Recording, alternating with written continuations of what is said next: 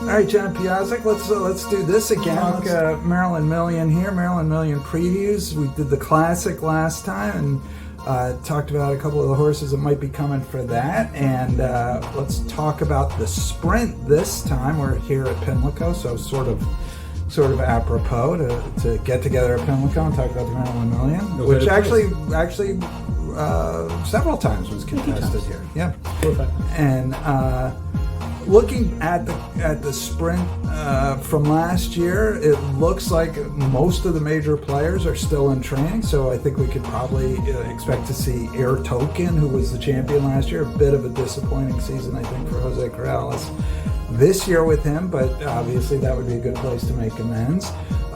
Also, the 2020 champion, Karen's Notion, is in training and a little bit up and down form this year, but has run some really good races, so I would expect we would see that runner as well. And I know you want to talk about a runner that we don't see much of in Maryland. He plies his trade at Parx, but he is in really good form right now.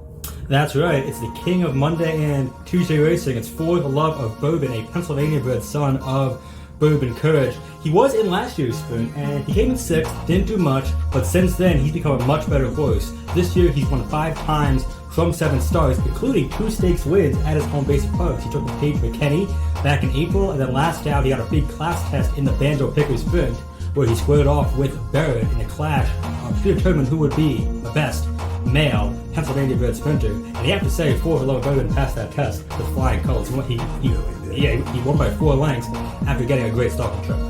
Yeah, he's trained by Mike Pino, and was ridden last couple, I think, by Paco Lopez, and Kendrick Carmouche had been on him before. Be curious to see if it's going to be Paco again, or what would happen when they go forward. But talk about his running style, little John. Is he going to be on the engine? Is he going to be stalking the pace? What do you generally see from him? Generally, he gets great trips. He likes to sit just off the pace. Last time out in the Banjo Picker, as I noted, it was a very fast pace. He rated a few pats off the inside in about 3rd or 4th early, and when the pace setter stopped, he made his big move, and Barrett, who sat a little further off the pace, really had no chance to catch up. So he'll get a good setup because he's going to get first run on all the closers, and he should have a lot of stamina to overtake the speedsters. All right, that's Fortheluvofbourbon, one of the major players we would expect in the Maryland Million Sprint. And you have spoken with his owner and trainer recently, and both said that they're looking at coming to Laurel Park for this race. It's definitely a possibility. I got to talk to Dan Ryan, the owner of Fortheluvofbourbon, and Mike Pino for a story that's going to be in the upcoming edition of Mid-Atlantic Thoroughbreds, so stay tuned there. And they both said Maryland Million is definitely on their radar screen, so good chance we'll see Fortheluvofbourbon in a few weeks at Laurel Park.